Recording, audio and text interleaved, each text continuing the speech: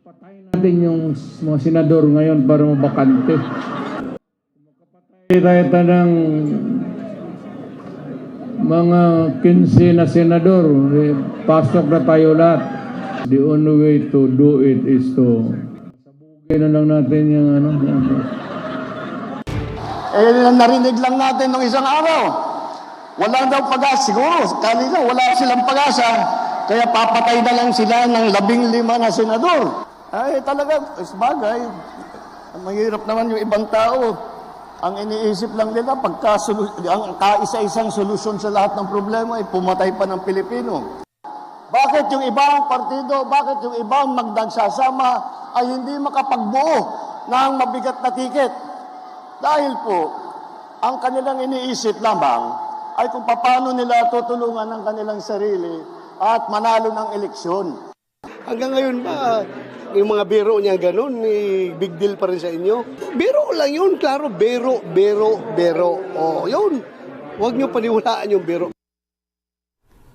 Bagong Pilipinas na eh. Hindi na pwede yung ganung mga statements na kinaumagahan, joke only na lang. Kaya nagkakagulong, ang gulo-gulo na nga ng pinagdaanan ng bansa natin in the past 6 years. Hanggang ngayon ba naman, dadalhin natin ang gulo na yan.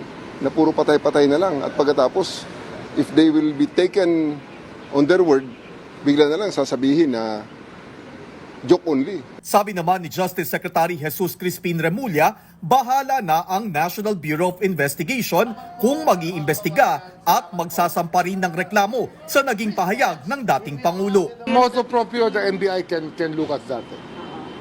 Motu proprio. But tingnan natin, sanay tayo. Hindi naman lahat ng sinasabi niya, tatalon tayo. Yes, sir. Diba? Pero if the senators themselves complain, then we have reason to act on the matter. Ayon pa kay Remulla, ibang usapin naman ang umano ay banta noon ni Vice President Sara Duterte sa buhay ni na Pangulong Marcos, First Lady Liza Araneta at House Speaker Martin Romualdez.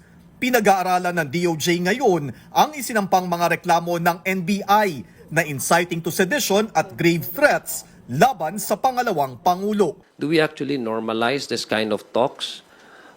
Especially if it's uttered in a very important event like a proclamation rally. It's time really to draw the line. Ang mga ganun ba salita ni Presidente, during the past administration, binabite yun ng ating mga mamamayan. Tingnan natin, ang mamamayan, kung babite pa rin yun na patayan pa rin. No? Pero yun nga, nakikita ko, rhetorics lang yan. Part lang ng kanilang political propaganda. Sinagot din ni Santiago ang panawagan ni Aljong na imbestigahan din ng NBI si Duterte tulad ng pagsisiyasat nito sa pagbabanta ni Vice President Sara Duterte sa buhay ni na Pangulong Ferdinand Marcos, First Lady Liza Araneta Marcos at Speaker Martin Romualdez. The joke of President Digong was delivered in a political rally.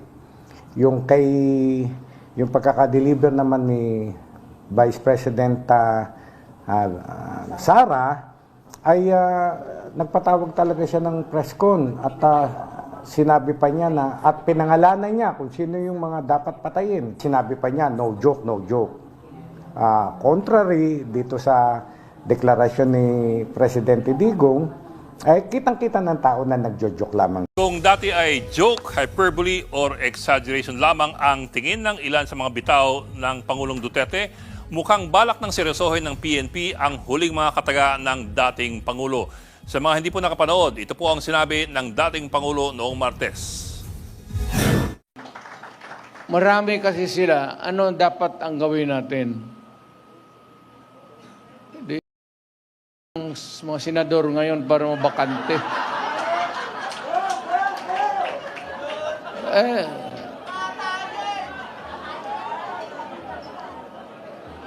Kumakapag ng mga 15 na senador, pasok na tayo lahat.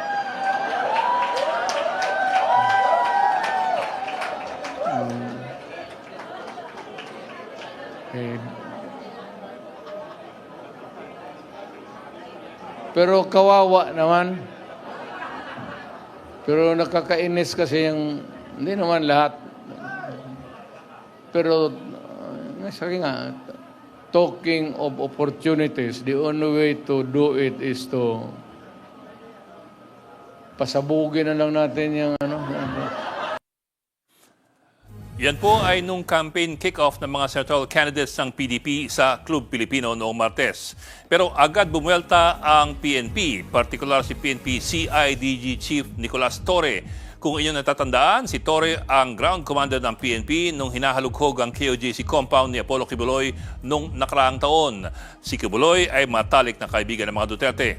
Agad nagsampa ng reklamo si Torre laban sa dating Pangulo, inciting to sedition at unlawful utterances. Sa Article 154 ng Revised Penal Code, ito po ang tinatawag na unlawful utterances.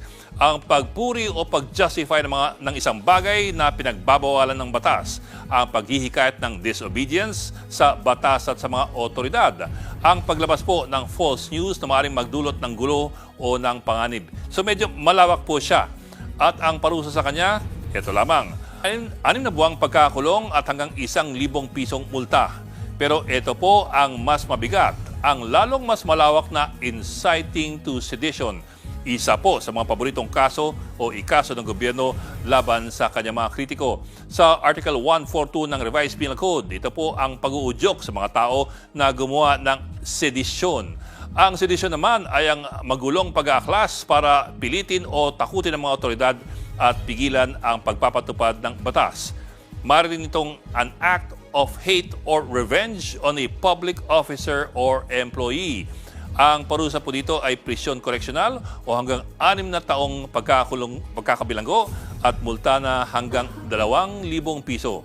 Pero siyempre, ang malaking tanong, kung seseryosohin din ba ito ng mga piskal sa DOJ o ituturing lamang na isang malaking patawa?